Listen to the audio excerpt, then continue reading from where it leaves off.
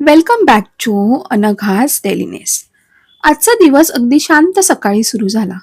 सकाळच्या त्या हलक्या प्रकाशासोबत दिवसाची सुरुवात झाली आणि नेहमीप्रमाणे घरात परीची छोटी छोटी धमाल सुरू झाली. खेळता खेळता तिने पुन्हा एकदा सगळीकडे पसारा केला होता. खेळणी, उषा, चादरी सगळं घरभर. पण खरं सांगायचं तर आई झाल्यावर हा पसारा सुद्धा खूप प्रिशियस वाटतो.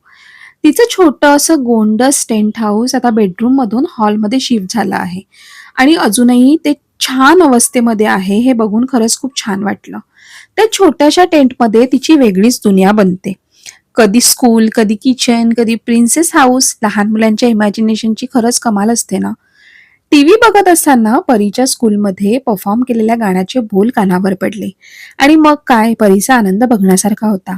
तिचा तो आनंद पाहून माझ्या चेहऱ्यावरही नकळत हसू आलं. आईसाठी मुलांच्या चेहऱ्यावरचा आनंद हाच सगळ्यात मोठा हॅपीनेस असतो, हो ना. दुपारच्या जेवणासाठी आज क्रिस्पी डोसे बनवले होते. घरभर डोस्याचा छान सुगंध पसरला होता. आपल्या क्लिनिंग मावशींनाही प्रेमाने डोसा वाढला, कारण जेवणातली खरी चव प्रेमात असते. आणि माझ्या छोट्याशा परीसाठी आणि तिच्या प्रिय सखीसाठी खास चॉकलेट डोसा सुद्धा बनवला. तो पाहून तिच्या चेहऱ्यावर जी एक्साइटमेंट आली होती ना, ती खरंच प्राइसलेस होती.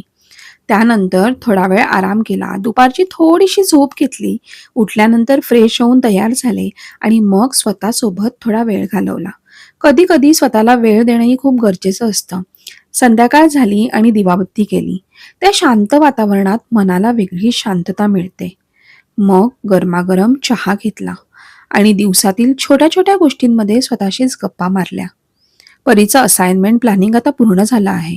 आता फक्त बुकमध्ये नीटली फेअर करायचं बाकी आहे.